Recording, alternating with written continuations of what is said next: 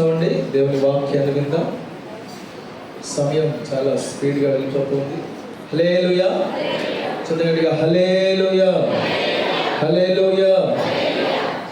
దేవుని వాక్యంలో నుంచి కొన్ని విషయాలు తెలుసుకోవద్దు. కొన్ని విషయాలు. హల్లెలూయా. చదవండిగా హల్లెలూయా, హల్లెలూయా. సంతోషంగా ఉన్నారండి? హల్లెలూయా, హల్లెలూయా. తరచుగా వింటున్న విషయాలు ఈ సంవత్సరం ప్రారంభం నుండి కానివ్వండి, పోయిన సంవత్సరం చివరి నుండి కానివ్వండి, చాలా మంది కుటుంబాల్లో చాలా వ్యక్తులు చెప్పిన విషయం, ఎవరిని పలకరించినా, ఎవరితో మాట్లాడినా, ఎవరిని సంప్రదించినా వారి నోటి నుంచి వస్తున్న ఒక పదాన్ని చాలా సార్లు విని ఉన్నాం. ఏంటి వాళ్ళు చెప్పే మాట అంటే, శోధించబడుతున్నాం. ఏం చేస్తున్నాం? శోధన. చెప్పండి ఏముందట? శోధన. చెప్పండి ఏముంది? శోధన మా ఇంట్లో ఉందండి. ఎందుకో శోధనలు ఎక్కువైపోయినాయి. సాతాను శోధిస్తున్నాడు, శోధనలు ఎక్కువైపోయినాయి. కొంతమంది దేవుడు కూడా శోధిస్తున్నాడు అన్నట్లుగా మాట్లాడుతున్న విషయాలు వింటున్నాను. శోధన లేదండి మా దగ్గర అని ఎవరైనా చెప్పగలుగుతారా? ఏ శోధన లేవండి, మేము సంతోషంగా ఉన్నాం అనుకున్న వాళ్ళు ఒకసారి మీ కుడి చేతిని ఎత్తండి. ఒకసారి ఏ శోధన లేదు, ఏ బాధ లేదు, ఏ కష్టం, ఏది శోధన లేదు మా ఇంట్లో అనుకున్న వాళ్ళు ఉన్నారా ఎవరైనా? హల్లెలూయా. ఒకవేళ ఉన్నా కొద్దిగా ఇట్లాగా చేయి ఇట్లా చూపిస్తున్నారు దూరం నుంచి. అందరూ నాకెళ్ళి చూస్తారేమో అనుకుంటున్నారేమో. ఒకవేళ చేయకపోయినా నీ మనసులో ఉన్నా సరిపోతుంది. శోధన లేని కుటుంబాలను పరీక్షించవలసి వస్తుంది. శోధన లేని వ్యక్తిని పరీక్షించవలసి వస్తుంది. దేవుడి వాక్యంలో చెప్పబడిన కొన్ని విషయాలు ఈ మధ్యాహ్న కాల సమయం ఎన్నోసార్లు రాయబడిన విషయం, ఎన్నోసార్లు ప్రతి గ్రంథంలో సెలవివ్వబడుతున్న ఒక విషయాన్ని గురించి మీకు తెలియపరుస్తాను ఈరోజు. హల్లెలూయా, హల్లెలూయా, హల్లెలూయా. ఎక్కువ సార్లు ఉన్న గ్రంథాన్ని చూద్దాం. యాకోబు రాసిన పత్రిక. ఒకసారి యాకోబు రాసిన పత్రికను తీద్దాం. యాకోబు రాసిన పత్రిక మొదటి అధ్యాయంలో చూడండి ఎన్ని పర్యాయాలు ఈ వాక్యాన్ని లేదా ఈ పదాన్ని మనం చూస్తున్నాం. రెండవ వాక్యం, సహోదరులారా మీ విశ్వాసం కలుగు పరీక్ష ఓర్పును పుట్టించిన ఎరిగి మీరు నానా విధములైన శోధనలలో పడినప్పుడు అది మహా ఆనందమని ఎంచుకోండి. చూడండి అలాగనే కాస్త క్రిందికి వెళ్తే 12వ వాక్యం అనుకుంటా, శోధన సహించువాడు ధన్యుడు, అతడు శోధనకు నిలిచిన వాడై ప్రభు తను ప్రేమించే వారికి వాగ్దానం చేసిన జీవ కిరీటము పొందుతాడు. దేవుడు కీడి విషయమై శోధింపబడనేరుడు. ఆయన ఎవరిని, గట్టిగా చదువు ఈ పదాన్ని, ఆయన నాతో పాటు చెప్పండి, ఆయన ఎవరిని శోధింపడు గనుక ఎవడైనను శోధింపబడుతున్నప్పుడు నేను దేవుని చేత శోధింపబడుతున్నానని అనకూడదు. హల్లెలూయా. చెప్పండి, ఇందాక చెప్తాను కదా, కొంతమంది మాట్లాడుతున్న మాట, దేవుడే శోధిస్తున్నాడు. దేవుడు ఎవరిని శోధింపడని వాక్యం సెలవిస్తాం. దేవుడు ఎవరిని, చెప్పండి అమ్మా, దేవుడు ఎవరిని శోధింపడు గనక ఎవరికైనా శోధన వస్తే ఏమనాలి వాళ్ళు? ఏదైనా అనండి, కానీ దేవుడు నన్ను శోధిస్తున్నాడు అని మాత్రం అనకూడదు. బైబిల్ చెప్తున్న సత్యం ఇది. హల్లెలూయా, హల్లెలూయా, హల్లెలూయా, హల్లెలూయా. శోధన అంటే ఇష్టమా మీకు? చెప్పండి, ఎవరికైనా ఇష్టం ఉంటుంది. ఇక్కడ ఉన్న వాళ్ళకి మాకు శోధన రావాలండి, శోధనలు ఎక్కువైపోవాలండి ఎవరైనా కోరుకుంటారా? ఎవరు కోరుకోరు, ఎవరు ఆశించరు. శోధన అనగానే దూరం వెళ్ళిపోతూ ఉంటాం. హల్లెలూయా, హల్లెలూయా. శోధన అంటే భయం. శోధనకు దగ్గరికి రాకుండా ఉండడానికి ప్రయత్నం చేస్తాం దాదాపు. ఇప్పుడు చెప్పండి, శోధన అంటే ఏంటి అసలు? ఇన్ని మాటలు విన్నారు మీరు. దేవుడు శోధించడు. నానా విధాల శోధన మీరు పడినప్పుడు మహానందం ఎంచుకోండి. ఇంకేం విన్నాం? శోధన అంటే మనకి ఇష్టం లేదు. అన్ని విన్నాం, అన్ని పదాలు విన్నాం. ఆదికాండం 1వ అధ్యాయం 2వ అధ్యాయంలో మొదలుపెట్టిన శోధన చివరి ప్రకటన గ్రంథం 22వ అధ్యాయం దాకా కొనసాగుతూనే ఉంది శోధన. అయితే శోధన అంటే అర్థం ఏంటి అసలు? అమ్మా, పరీక్షకి శోధనకి 2 పర్యాయాలు వాడాల్సిన అవసరం లేదు కదా బైబిల్. ఇక్కడ ఏమంది? మీరు పరీక్ష ఓర్పును పుట్టించును, ఓర్పు విశ్వాసాన్ని పుట్టి మీరు శోధనలో పడినప్పుడు అని 2-3 పదాలు వాడాల్సిన అవసరం లేదు. పరీక్ష కాదు, శోధన అంటే ఏంటి అసలు? కష్టాలా? అదే అనుకుంటాం మనం. ఏదైనా కష్టంగా కడుపున ప్లేస్ అనుకోండి, సాతాను శోధిస్తున్నాడు అంటాం. ఓకేనా? కాళ్ళ నొప్పి ప్లేస్, నేను సాతాను గాడు కాళ్ళ నొప్పి పెట్టిండు, చీటికి మాటికి వాడు ఒక్కడ పుణ్యాన్ని దొరికిండు సాతాను గాడు. హల్లెలూయా, హల్లెలూయా. అన్ని ఇష్టం వచ్చినట్టుగా తిని అరగకుండా ఉంటే కడుపు చేతిలో పట్టుకొని ఆదివారం ఆరాధన రాకుండా సాతాను గాడు శోధించింది. ఇష్టం వచ్చినట్టుగా తిని కడుపు పట్టుకొని కడుపు నొప్పి లేపేసేది సాతాను గాడా? కాదు, నీ. హల్లెలూయా, హల్లెలూయా. చెప్పండి, శోధన అంటే ఏంటి అసలు అర్థం? అన్ని వింటున్నాం. పరీక్ష కాదు, ఇంకా శ్రమ కాదు, ఇబ్బంది కాదు, ఏది కాదు. మీరు చెప్పిన ఏది కాదు. హల్లెలూయా. కోపం వస్తుంది మీకు? హల్లెలూయా, హల్లెలూయా. పర్ఫెక్ట్ గా లేదా ఖచ్చితంగా ఇది శోధన అని దేన్ని అంటారు కూడా అర్థం తెలియదు కొంతమంది. ఫలానా ఇది శోధనే అని కరెక్ట్గా స్పెషల్గా స్పెసిఫిక్గా ప్రత్యేకంగా ఇది శోధనే అని చెప్పే సందర్భం ఏంటయ్యా అని మీకు తెలియని స్థితిగతుల్లోనే ఉండి శోధనలు వచ్చినాయి అని చెప్పుకుంటా ఉన్నారు. ప్రేమైన దేవుని సంగమా, శోధన అంటే అసలు అర్థం ఏంటో తెలవాలి ఫస్ట్ మనకి. హల్లెలూయా, హల్లెలూయా, హల్లెలూయా. మనకు తెలుసు ఫస్ట్ శోధించబడింది ఎవరు బైబిల్లో? ఆదాము కాదు. ఎవరు చెప్పండి? గట్టి చెప్పండి అమ్మా. స్త్రీలు ఎక్కువ ఉన్నారని తక్కువ చెప్తున్నారు, సౌండ్ తక్కువ వస్తుంది. ఎవరు? ఆదామా? నోరు తెరవరేంటండి అసలు? హల్లెలూయా, హల్లెలూయా, హల్లెలూయా. ఒకరు చెప్పండి హల్లెలూయా. ఇదే సౌండ్తో చెప్పండి. ఆదామా ఇంకెవరైనా? ఏంది అలా నేర్చుకుంటారా? ఇంకా అవ్వ అంట, అవ్వ ఆరంభంలో ఉండదు ఒక ఆమె. హల్లెలూయా. అవ్వ కాదమ్మా, హవ్వ. బైబిల్లో అవ్వ లేదు, పువ్వ లేదు. హవ్వ ఎవరు? ఆదాం. చదువుకుంటా పోతే ఇది అయిందంట. హల్లెలూయా. చదువు ఎక్కువైపోయి కాకర కానీ కేకర కానీ అన్నట. అట్లా ఉంది మన పరిస్థితి. హవ్వ ఎవరు? హవ్వ గారి దగ్గరికి ఏమొచ్చింది? సర్పం వచ్చింది. ఓకేనా? సర్పంలోనికి ఎవరు వచ్చారు? సాతాను గాడు వచ్చిండు. ఓకేనా? వీళ్ళిద్దరు కలిసి అవ్వని ఏం చేశారు? మోసం చేస్తున్నారు. ఏమని? ఇది తినొద్దని దేవుడు చెప్పినా ఎందుకు తినకూడదు? తింటే సస్తావా నువ్వు? ముట్టుకోవద్దని చెప్పిండు. అదే ముట్టుకోవద్దని చెప్పలే యేసయ్య, కానీ కల్పించి చెప్తారన్నమాట. కొన్ని సాతాను గాడి పని ఇదే, కల్పించి ఏం చెప్తున్నాడు? ముట్టుకోవద్దు అని చెప్పాడు. ఒకసారి ముట్టుకొని చూడ వస్తావేమో. ముట్టుకుంది, సావలే. ముట్టుకుంటే సావలేదు కాబట్టి తింటే కూడా సావని అనుకుంది. మొత్తానికైతే తినిపించింది. తిన్నది ఈవిడ. సాతాను గాడు చెప్పిన పదం ఏంటంటే, సాతాను గాడు అక్కడ ఏం చేసిందంటే అవ్వను శోధించెను. ఏం చేసాను? ఇప్పుడు చెప్పండి, శోధనకు అర్థం వచ్చేస్తుంది మనకి. శోధన అంటే అర్థం ఏంటంటే, దేవుడు చెప్పాడు ఒక విషయాన్ని, ఇది తినకూడదు అని చెప్పేసాడు. ఆజ్ఞ, దేవుని మాట, దేవుడి ఇష్టం, దేవుడికి అనుకూలం, మొత్తానికి అన్ని పదాలు పెట్టుకోండి అక్కడ. దేవుడికి ఇష్టం, దేవుడి ఆజ్ఞ, దేవుడి మాట, ఇది తినకూడదు, ఇలాగ చేయకూడదు అని ప్రభువు చెప్పాడు. అయితే సాతాను ఏమని శోధిస్తున్నాడంటే, సాతాను యొక్క శోధన ఏంటంటే నువ్వు తినాలి, నువ్వు చేయాలి, దేవుడు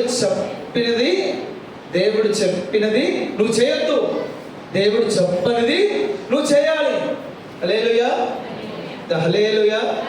మొత్తానికైతే ఆ శోధనలో పడిపోయింది హవ్వ. పడిపోయిందా? పడిపోలేదమ్మా? శోధనలో పడిపోయింది.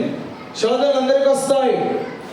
కొంతమంది పడిపోతారు, కొంతమంది పడిపోరు. హల్లెలూయా, హల్లెలూయా. కొంతమంది పడిపోతారు, కొంతమంది పడిపోరు. శోధనలు అందరికీ వస్తాయి. ఇప్పుడు శోధన అంటే అర్థం ఏంటంటే తాను ఏదైతే చేయకూడదో నీవు, తానంటే హవ్వ దగ్గర పోమాకండి, ఇప్పుడు నీ దగ్గరికి రండి. నీవు ఏదైతే చేయకూడదో అది చేయాలి అని అనిపించడం శోధన. హల్లెలూయా. అర్థమవుతుందా? హల్లెలూయా. అమ్మా, వెనుకున్న వాళ్ళకి అర్థమవుతుందా మాట? నువ్వు ఏదైతే చేయాలి, ఏదైతే చేయడం మంచిదో, ఏది చేయమని ప్రభువు చెప్పాడో, ఏది చేయొద్దని ప్రభువు చెప్పాడో అది చేయాలి అని అనిపించడమే శోధన. హల్లెలూయా. అర్థమైందా? ఎక్కడైనా ఈ పదాన్ని అప్లై చేయండి. హల్లెలూయా, హల్లెలూయా. మన దగ్గరే పెట్టండి, యేసు ప్రభు దగ్గరే పెట్టండి. ఈ పదాన్ని తీసుకోవాలి. సాతాను గాడు యేసు ప్రభు దగ్గరికి వచ్చి ఏమంటున్నాడు? ఈ రాళ్లను రొట్టె చేసుకొని తిను అప్పుడు అన్నట్టుగా మాట్లాడు. ఈ కొండ మీద అక్కడి నుంచి దూకు అని చెప్తున్నాడు. ఇంకేం చెప్పాడు అమ్మా? సాతాను గాడికి సాగిలపడం అని చెప్పాడు. నాకు మొక్కు, ఈ 3 ప్రభు చేయొద్దని చెప్పిన పనులే. హల్లెలూయా, హల్లెలూయా. దేవుడు ఏదైతే చెయ్యొద్దు అని చెప్తాడో దాన్నే చేయాలి అని నీకు అనిపిస్తుందా? నీతో పక్కనున్న వాళ్ళు మాట్లాడుతున్నారా? నీతో సాతాను మాట్లాడుతున్నాడా? నీ శరీరమే నీతో మాట్లాడుతుందా అలాగే చేయమని? అయితే జాగ్రత్త, గుర్తుపెట్టుకో, నీవు శోధన దగ్గరకు ఉన్నావు, నువ్వు శోధించబడుతున్నావు. శోధన నీ దగ్గరకు వచ్చేసింది. హల్లెలూయా, హల్లెలూయా, హల్లెలూయా. యోబుని ఎవరు శోధించారు? దేవుడా? దేవుడు శోధించలే, సాతాను శోధించాడు. అయితే యోబు నిలబడ్డాడు. హల్లెలూయా. యోబు పడిపోలే. యేసుక్రీస్తు ప్రభు శోధనలో పడిపోలే. హవ్వ పడిపోయింది. అందుకనే మీరు బలహీనమైన ఘట్టాలని బైబిల్లో ఉంది. హల్లెలూయా. మీరు దేనికి బలహీనమైన ఘట్టాలు అంటే బలంలో కాదు. హల్లెలూయా. ఒకరోజు ఒక దగ్గర జరిగిన విషయం ఏంటంటే బాగా గొడవ అవుతా ఉందంట. గొడవతా ఉంటే అందరూ అనుకుంటున్నారు ఆవిడని ఈయన కొడుతున్నాడేమో అందుకనే అరుస్తుందేమో అనుకుంటున్నారు. అంత రహస్యం. జరిగేది ఏంటంటే ఆమె వాడిని కొడుతుంది గట్టిగా, కొట్టి కొట్టి కొట్టి నన్ను కొట్టమాకని ఏడుస్తుంది. మళ్ళా వాడి దెబ్బలన్నీ తిని బయటికి పోయి ఇంకోసారి జాగ్రత్త అనుకుంటూ పోతున్నాడు. వాడి దెబ్బలు తినిపోతున్నాడు. హల్లెలూయా. ఎవరు బలహీనమైన ఘట్టాలు? శరీర సంబంధమైన కాదు, ప్రేమైన దేవుని బిడ్డలారా. హల్లెలూయా, హల్లెలూయా. ఏదైతే ప్రభు చేయకూడదని చెప్తున్నాడు, ఇప్పటికీ దేవుని యొక్క ఆజ్ఞానుసారంగా ఏదైతే చేయొద్దో అది చేయాలి అనిపించడం శోధన. అలాగే చేయడం శోధనలో పడిపోవడం. ఏదైతే ప్రభు చేయాలి అని చెప్పాడో అది చేయకపోవడం కూడా శోధనే. అలాగ చేయకపోవడం కూడా శోధనలో పడిపోవడమే. హల్లెలూయా, హల్లెలూయా, హల్లెలూయా. ఈ శోధనలోనికి పడకుండా ఉండాలి, ఈ శోధనలోనికి రాకుండా ఉండాలి. చూడండి, కొరింథీయులకు రాసిన పత్రిక 10వ అధ్యాయంలో మరొక మాట మీకు చదివిపిస్తాను. 10:12 11వ వాక్యం. సాధారణముగా మనుషులకు కలుగు శోధన తప్ప మరి ఏది మీకు సంభవింపలేదు. దేవుడు నమ్మదగినవాడు. మీరు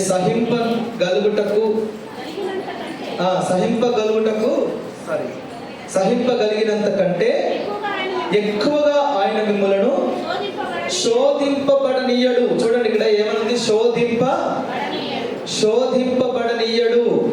అంతేకాదు సహింపగలుగుటకు ఆయన శోధనతో కూడా తప్పించుకొను మార్గమును కలుగ చేయును. హల్లెలూయా. శోధింపబడనీయడు. యోబు శోధింపబడుతున్నాడు, తన ప్రాణమును ముట్టవద్దని ప్రభు చెప్పాడు. అంటే సహింపగలిగినంత కంటే ఎక్కువగా నువ్వు శోధింపబడలేవు దేవుని బిడ్డగా. నువ్వు సహించగలిగేదే నీ దగ్గరికి వస్తుంది. నువ్వు సహించగలిగిన దానికంటే ఎక్కువ వస్తుందా, అది నీ యొక్క ఏమంటారు దేవుని యొక్క వాక్యానుసారమైన బ్రతుకులో నువ్వు లేవు అనడానికి అర్థం. హల్లెలూయా. హల్లెలూయా. సహింపగలిగినంత కంటే ఎక్కువగా ఆయన మనం శోధింపబడనీయడు. పైపెచ్చు సహింపగలగడానికి తప్పించుకునే మార్గాన్ని కూడా ఆయన మీకు కలగ చేస్తాడంట. హల్లెలూయా. హల్లెలూయా. హల్లెలూయా. ప్రభు చెప్తున్నాడు, ఒకరోజు ప్రార్థన చేస్తున్నాడు ప్రభు గెత్సెమనే తోటలో. గెత్సెమనే దగ్గరికి వచ్చి ప్రార్థన చేస్తున్నాడు. అందరూ కొండ దిగు ఉన్నారు. కొండ మీదికి కొంతమంది వచ్చారు. పేతురు, యోహాను, యాకోబు, ముగ్గురు శిష్యులు. ఈ ముగ్గురితో పాటు ప్రభు కాస్త దూరం వెళ్ళి వాళ్ళని, ఇదిగో మీరు ఇక్కడ మోకరించండి, ఇక్కడ ప్రార్థన చేయండి అని చెప్పి ఆయన కాస్త దూరం వెళ్ళాడు. కొంచెం పై ప్రదేశానికి వెళ్ళాడు. వాళ్ళు అక్కడ ప్రార్థన చేస్తూ ఉన్నారు ముగ్గురు. ఈయన కాస్త దూరంగా వెళ్ళి ఈయన ప్రార్థన చేస్తున్నాడు. ప్రభువా, నీ చిత్తమేంటి, ఈ గిన్నె నా యొద్ద నుంచి అని ఆయన ప్రార్థన చేస్తున్నాడు. వీళ్ళని చూస్తే చేస్తున్నారా ప్రార్థన చూసి దగ్గరికి వచ్చేసరికి నిద్రపోతున్నారు. వీళ్ళు ముగ్గురు మంచిగా బాగా నిద్రపోతున్నారు. ఎందుకు? గడిచిన రాత్రి ప్రభు బలలో పాల్గొన్నారు. హల్లెలూయా. హల్లెలూయా. లాస్ట్ సప్పర్ అంటారు కదా, లాస్ట్ ప్రభుతో పాటు భోజనం చేశారు రాత్రి. కాస్త లేట్ అయినట్టుంది హాల్ నైట్ ఆ రోజు, ఓకేనా? కాస్త లేట్ అయినట్టుంది, చక్కగా నిద్రపోతున్నారు. ప్రభు ప్రార్థన చేస్తున్నారు. ఒకసారి వెళ్ళాడు, దగ్గరికి వెళ్ళాడు. శిష్యులారా, ఎందుకు నిద్రపోతున్నారు, ప్రార్థన చేయండి అని చెప్పి మరలా ప్రార్థన చేస్తున్నాడు ప్రభు. మరలా వెళ్ళి చూసరికి మరలా నిద్రపోతున్నారు. ప్రభు ఒక మాట చెప్పాడండి, చదవండి ఒకసారి. లూకాసు వార్తలో ఉంటుంది ఈ మాట, 22వ అధ్యాయం. శోధన లోనికి నువ్వు ప్రవేశించకుండా ఉండాలి. ఈ శోధన నువ్వు గుర్తుపట్టాలి. శోధన ఎలాగ వస్తుంది మన దగ్గరికి నువ్వు గుర్తుపట్టాలంటే ఈ వాక్యం చదువుదాం. లూకాసు వార్త 22వ అధ్యాయం 46వ వాక్యం.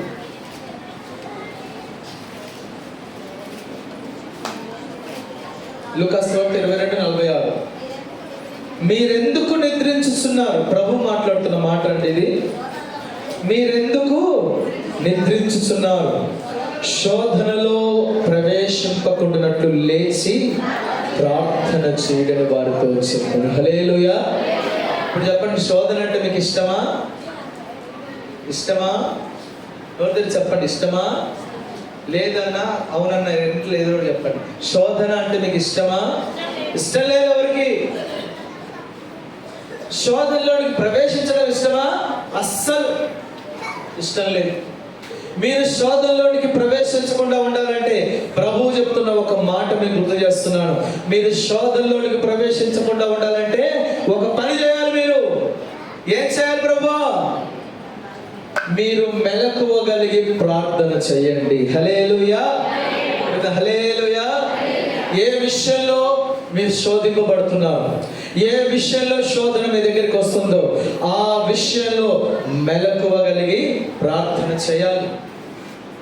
శిష్యులు చక్కగా నిద్రపోతున్నారు ముగ్గురు. ఎందుకు నిద్రపోతున్నారంటే వాళ్ళకి శరీరం అలసిపోయింది. గడిచిన రాత్రి వాళ్ళు హాల్ నైట్లో ఉన్నారు. మొత్తానికి దుఃఖం చేత అని ఉంది బైబిల్లో. బాగా దుఃఖిస్తున్నారట, దుఃఖం చేత నిద్రిస్తున్నారట. వాళ్ళు ఎంత దుఃఖపడ్డారో ఏమో గడిచిన రాత్రి. ఎన్ని కష్టాలు వచ్చినాయో, ఎన్ని బాధలు వచ్చినాయో. వారు శోధనను పరిచయం చేస్తున్నాడు ప్రభు. అక్కడ మీరు శోధనలోనికి వెళ్లకుండా ఉండాలి, శోధనలో ప్రవేశించకుండా ఉండాలి. వారి ముగ్గురితో మాత్రమే కాదు, ఇక్కడ కూడిన మనందరితో ప్రభు చెప్తున్న మాట, మీరు శోధనలోనికి ప్రవేశించకుండా ఉండాలి అని ఆశిస్తే మీరు ఏ విషయంలోనైతే శోధింపబడుతున్నారో ఆ విషయంలో మెలకువగలిగి ప్రార్థన చేయాలి. హల్లెలూయా. చెప్తా హల్లెలూయా. హల్లెలూయా. మెలకువగలిగిన ప్రార్థన. చెప్పండి, ఏ ప్రార్థన? మెలకువ అంటే కాస్త తెలివి. మెలకువ అంటే మధ్యరాత్రి 2 గంటలకు లేచి ఇట్లా కొట్టగానే లేవడం కాదు. ఆ మెలకువను గురించి చెప్పట్లేదు ప్రభు. మీరు మెలకువగలిగి ఉండాలి. ప్రభు రాకడానికి సమయం మెలకువగలిగిన ఉన్న వాళ్ళే లేపబడతారు, లేదా ఎత్తబడతారు, పిలువబడతారని వింటున్నాము. మెలకువ, దానికి సంబంధించిన జ్ఞానం, మెలకువగలిగిన ప్రార్థనలోనికి మీరు వెళ్తే మీరు శోధనలోనికి ప్రవేశించరు. కొద్దిసేపు అయినాక యేసు ప్రభువుని పట్టుకోవడానికి సైనికులు వస్తున్నారు. యూదా వస్తున్నాడు.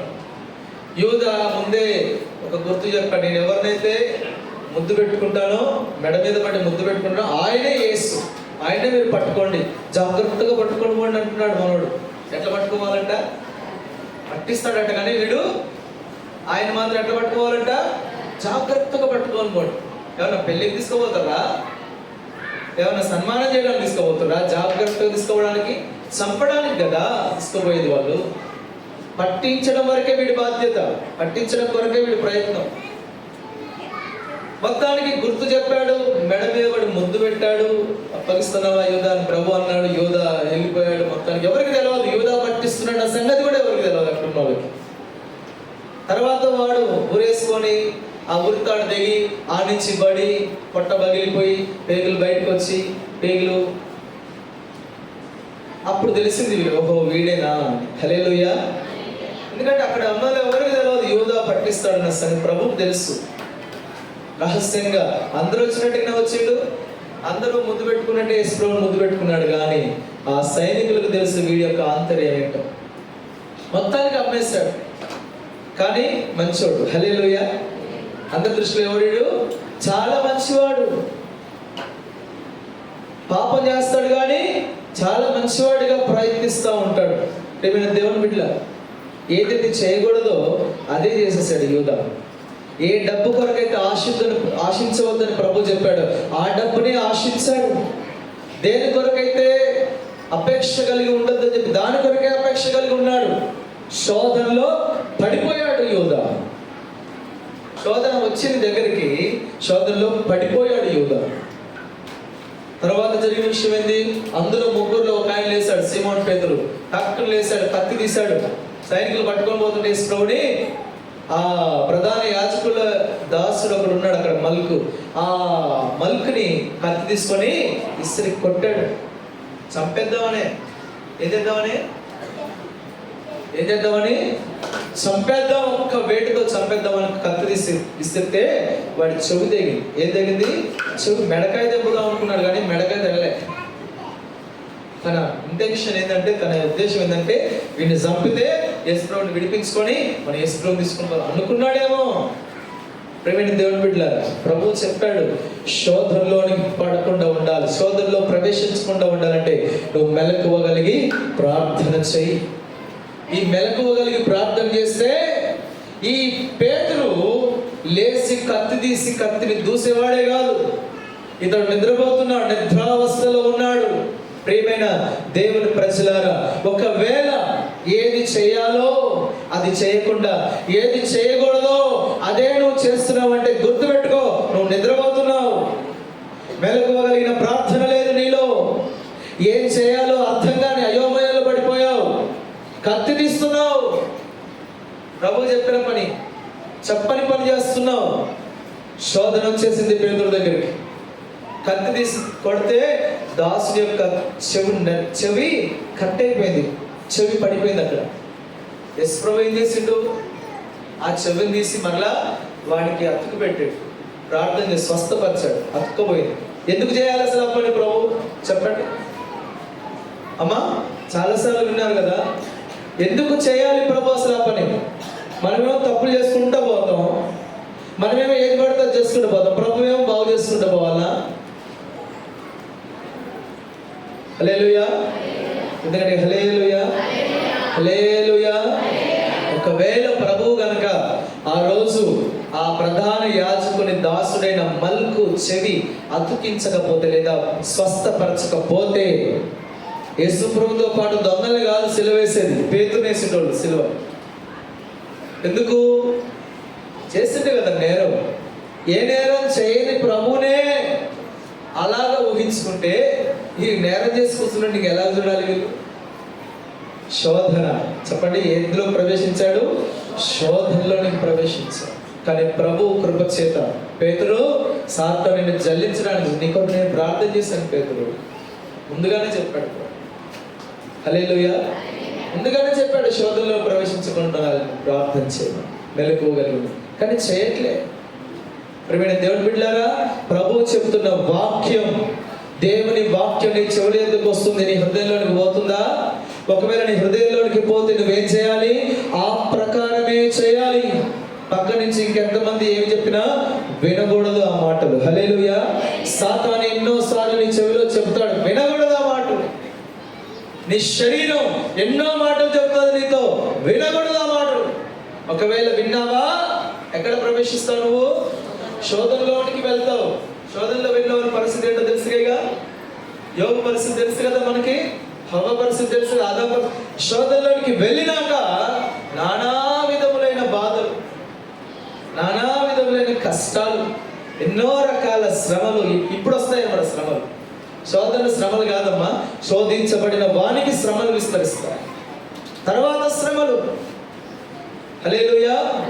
చదవగట్టిగా హల్లెలూయా, హల్లెలూయా. ప్రభు మనల్ని శోధించడు, ప్రభు మనల్ని పరీక్షిస్తాడు. ఓకేనా? ఇందాక ఎవరు చెప్పారు, శోధన అంటే పరీక్ష. దేవుడు శోధించడు, దేవుడు పరీక్షిస్తాడు. అది వేరు. కానీ శోధన దగ్గరే పడిపోతుంది ఒక వ్యక్తి. శోధన దగ్గరనే పడిపోతున్నాడు ఒక వ్యక్తి. ఈ శోధనలోనికి ప్రవేశించకుండా ఉండాలి. పేతురు కనుక ఒకవేళ తాను మెలకువగలిగి ప్రార్థన అనుభవంలో ఉంటే అతనికి అన్నీ అర్థమయ్యాయి. ఏం అర్థమయ్యాయి? గడిచిన రాత్రి ప్రభు ఏం చెప్పాడు? ఇదిగో నన్ను అప్పగిస్తారు, నేను మనుష్య కుమారుని అప్పగిస్తారు, వాళ్ళు అన్యాయపు తీర్పు తీరుస్తారు. మనుష్య కుమారుడు భూగర్భంలో యోనా ఎలాగైతే 3 దినాలు, అలాగో 3 దినాలు. ఇవన్నీ గుర్తుకొచ్చేవి. ఇవన్నీ గుర్తుకొచ్చి ఏం చేసేటాడు? కత్తిని తీయకుండా ఉండేటాడు. హల్లెలూయా. అంటే హల్లెలూయా. ప్రియమైన దేవుని ప్రజలారా, దేవుని వాక్యం మీ యొద్ద లేకపోవడమే, దేవుని వాక్యం యొక్క అర్థం, దాని యొక్క ఏమంటారు భావం మీకు తెలియకపోవడమే శోధనకు కారణంగా మార్చబడతాం. ఏ కుటుంబాన్ని పరీక్షించినా, ఏ వ్యక్తిని పరీక్షించినా శోధన శోధన శోధన అని చెప్తున్నారే, ఆ శోధనలోనికి ఎలా వెళ్తున్నావు? యాకోబు రాసిన పత్రికలో ఈ మాటను చూడండి ఒకసారి. మొదటి పత్రికలోనే ఇందాక చదివాం కదా, మొదటి అధ్యాయం 13వ వాక్యం. మరొకసారి చదువుదాం. యాకోబు రాసిన పత్రిక మొదటి అధ్యాయం 14వ వాక్యం. ఎలాగ వస్తుంది శోధన? చూడండి, ప్రతి వాడు. యాకోబు రాసిన పత్రిక మొదటి అధ్యాయం 14వ వాక్యం. ప్రతి వాడు తన స్వకీయమైన దురాశల చేత ఈడవబడి మరులు కొల్పబడిన వాడే శోధించబడుతున్నాడు. దురాశ గర్భమును ధరించి పాపమును గనగా పాపం పరిపక్వమై మరణాన్ని కంటుంది. జాగ్రత్త సహోదరులారా, మోసపోవద్దు. సంఘానికి రాస్తున్నాడండి సేవకుడు. మోసపోవద్దు మీరు. శోధన ఎలాగ వస్తుంది? ఈ సాతానే అనమాకండి. దేవుడు శోధించడని చెప్పాడు కదా అయ్యగారు. దేవుడు శోధించడు కాబట్టి ఎవరు శోధిస్తున్నారు? సాతానే శోధిస్తారు. ఇక్కడ రాయబడిన మాట, ప్రతి వాడు. బయట పిల్లలు ఉన్నారండి, మీ దగ్గర పెట్టుకోండి కాస్త. బయట పిల్లలు. హల్లెలూయా. హల్లెలూయా. ప్రతి వాడును తన స్వకీయమైన దురాశ చేత ఈడవబడి మరులు కొల్పబడిన వాడై శోధించబడుతున్నాడు. దురాశ గర్భమును ధరించి పాపమును కట్టింది. పాపం పరిపక్వమై మరణం. ఈ మరణం నిన్ను నరకానికి తీసుకొని పోతుంది. జాగ్రత్త. శోధన అంటే ఆషామాష కాదు. ఈ శోధన నిన్ను లాస్ట్కి నరకంలో పడేస్తాడు. మేము ప్రభువుని తెలుసుకున్నామండి, మేము పరలోకం పోతామంటే మీకే రాశాడు ఈ లెటర్ని. హల్లెలూయా. గడిన హల్లెలూయా. ప్రతి వాడు, దేవుని నమ్మని వారం లేదక్కడ, బాప్తిసం పొందని వారం లేదక్కడ. ప్రతి వాడు తన స్వకీయమైన దురాశ, తన స్వకీయమైన దురాశ చేత ఈడవబడుతున్నాడు. ఈడవబడడం అంటే తెలుసా మీకు? తెలుసా అమ్మా ఈడవబడడం అంటే?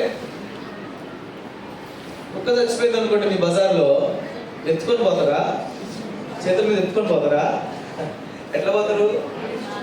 దాని కాళ్ళకి చిన్నగా తాడు కట్టి తాడుని ఇట్లా పెట్టుకొని ఈడ్చుకొని పోతాడు. ఓకేనా? ఈడవడం అంటే ఏదో తెలుసా? ఇది ఈడవడం. ఎవరు ఈడుస్తున్నారు నిన్ను? వెనకాల చచ్చిన కుక్క నువ్వైతే నిన్ను ఎవరు ఈడుస్తున్నారు? దురాశ. ఓకే, నేనే దురాశను అనుకుందాం. వెనకాల మీరున్నారు. ఈ తాడు కట్టి, ఈ దురాశ అనే తాడు కట్టి ఈ దురాశల చేత ఈడ్చుకొని పోతున్నాం. ఎవరు నిన్ను ఈడ్చుకొని పోయేది? సాతాను కాదు. నీ హృదయంలో ఉన్న నీ స్వకీయమైన దురాశ. ఈ దురాశ నిన్ను మరులు కలుపుతారు. మరులు కలపడం అంటే చూసేది ఒకటి, అర్థమయ్యేది ఇంకొకటి. హల్లెలూయా. అది మంచిది కాదు, అయితే అది మంచిదిగా కనిపిస్తుంది. ఇది మరులు కలపడం. ఈ పదం మంచిది కాదు, మనం మాట్లాడొద్దు, కానీ అదే మాట్లాడు. ఇది చేయకూడదు, కానీ అదే చేస్తాం. మరులు కలుపబడడం అంటే చూసేదాన్ని అర్థం చేసుకో.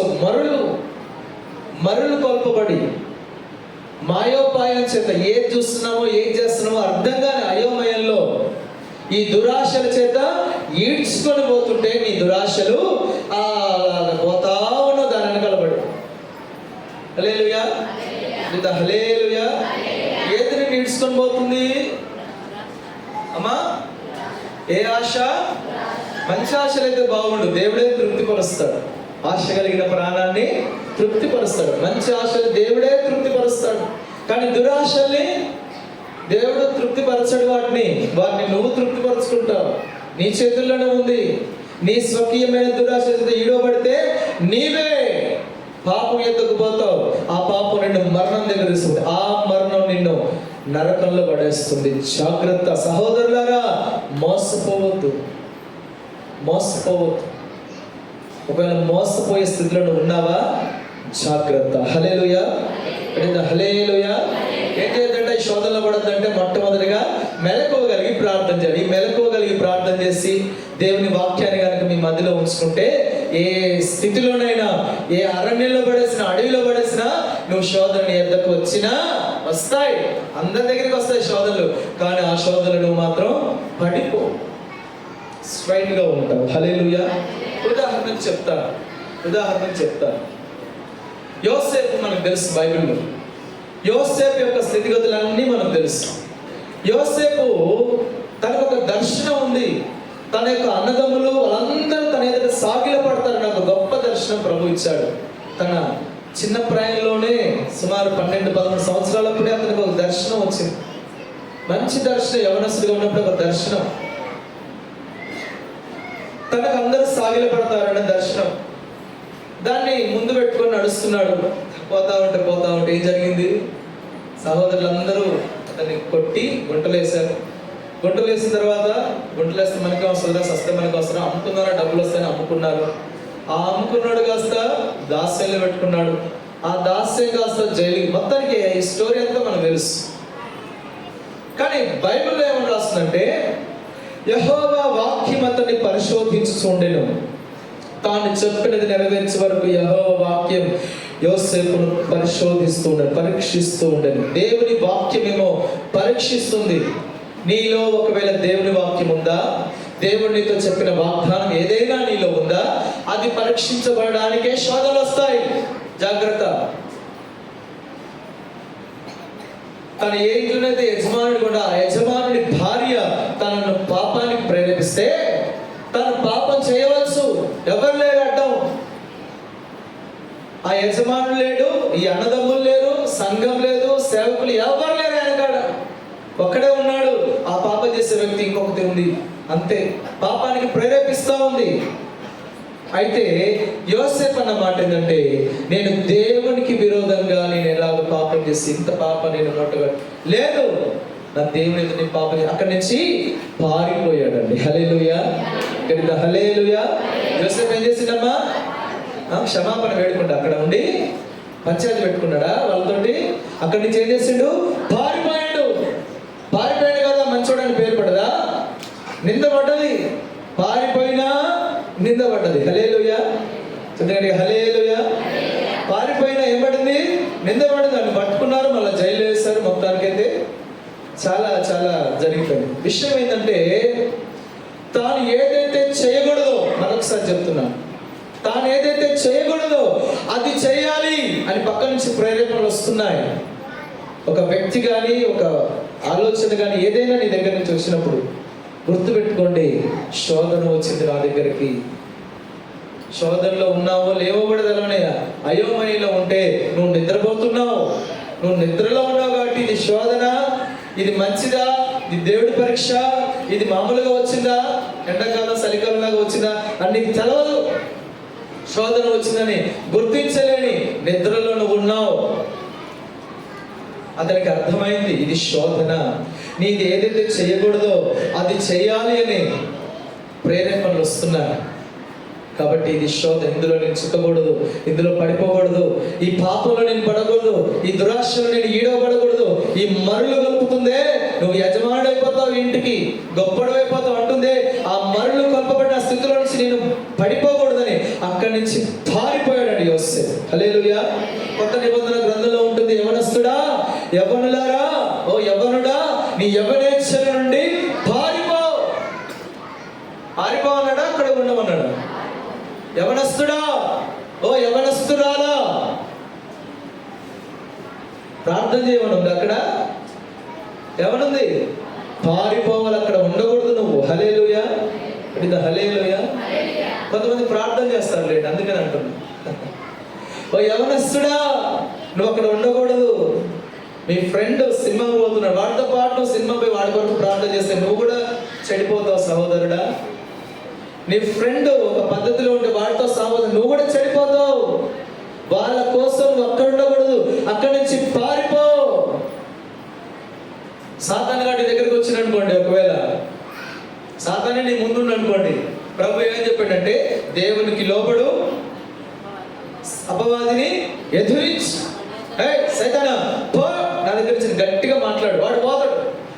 సాతాను గాడిని గద్దించు, సాతాను గాడిని గద్దించు, ప్రార్థన చేయి, గద్దించు, వాడు పోతాడు. కానీ నీ యవనేచ్ఛలు ఉన్నాయే, ఈ దురాశలు అవి పోవు, అక్కడి నుంచి నువ్వే పారిపోవాలి. హల్లెలూయా. అర్థమవుతుందా?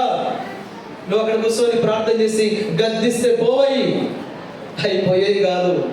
సాతాను గాడు నీకు ప్రమాదకరమా, నీ యొక్క దురాశ లేదా నీకు వస్తున్న ఆ శరీరేచ్ఛ లేదా ఆ శోధన ప్రమాదం అంటే నేను చెప్తాను, ఆ శోధనే ప్రమాదం సాతాను గాడి కంటే కూడా. సాతాను గాని ఎదిరిస్తే పారిపోతున్నాడు, కానీ ఈ శోధన నువ్వు పారిపోవాలి ఇక్కడి నుంచి. యవనస్తుడా, ఓ యవనస్తురాలా, పారిపో. యోసేపు పారిపోయినట్టుగా. ఏమైంది తర్వాత? చెరసాల్లోనే ఉన్నాడు, కానీ ఒకానొక సమయం ఆ దేశానికి రాజుగా మార్చబడ్డాడు. హల్లెలూయా. హల్లెలూయా, హల్లెలూయా. శోధన సహించువాడు ధన్యుడు. ఆ శోధనలో పడకుండా సహించి సహించి సహించి దేవుడిచ్చిన కిరీటం పొందుకుంటాడు వాడు. హల్లెలూయా. యోసేపు ఐగుప్తు కిరీటం పొందుకున్నాడు, మనమైతే దేవుడిచ్చే జీవ కిరీటాన్ని పొందుకుంటాము. ఏ కిరీటం పొందుకుంటామమ్మా? జీవ కిరీటాన్ని. మనం శోధన సహించేవాడు ధన్యుడు, అతడు శోధకు నిలిచిన వాడై ప్రభువు తను ప్రేమించే వారికి వాగ్దానం చేసిన జీవ కిరీటం పొందుతాడు. ఒకవేళ శోధనలో పడిపోతే ఏ కిరీటం పొందుతాడు? వాడు దురాశ చేత ఈడవాడి పాపంలో మరణంలోనికి వెళ్ళి నరకానికి వెళ్తాడు. జాగ్రత్త, మోసపోవద్దు. శోధన అంటే అంత ఆషామాషి కాదు. హల్లెలూయా. హల్లెలూయా. యోసేపు దగ్గర మనం చూస్తున్నాం. ఇప్పుడు యోసేపు శోధనలోనికి వచ్చాడు, శోధింపబడ్డాడు, కానీ శోధనలో పడిపోలేదు. శోధన సహించాడు, ఓర్చుకున్నాడు, విశ్వాసం కలిగి ఉన్నాడు. ఒకనొక సమయం వచ్చింది, అతడు దీవించబడ్డాడు. హల్లెలూయా. ఈరోజు ప్రియమైన సంఘమా, ప్రియమైన దేవుని ప్రజలారా, ఒకవేళ మీ కుటుంబంలో శోధన ఉందా?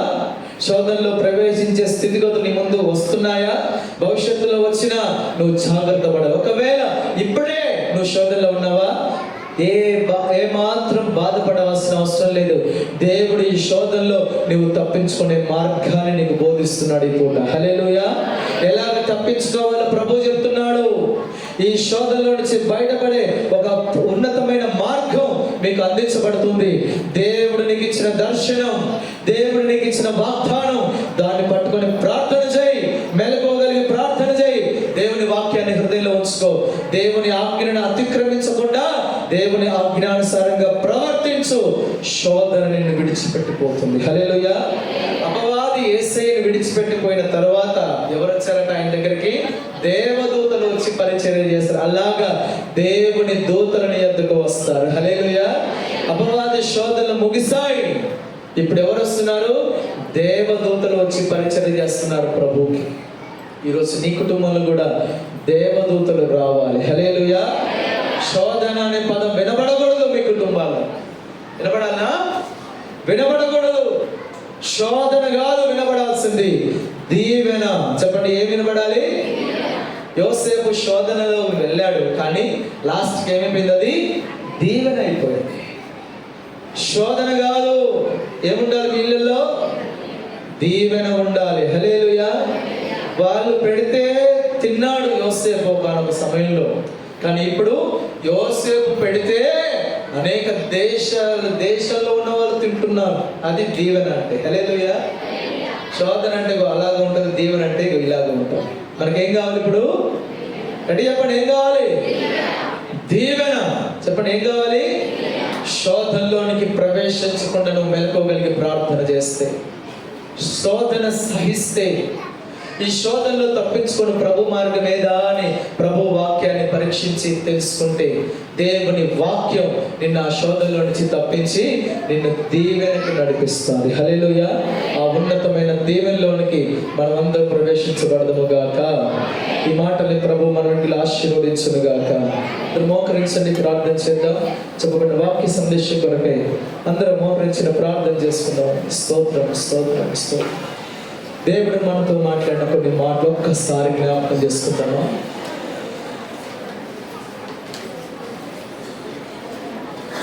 ప్రభువు చెబుతున్నాడు,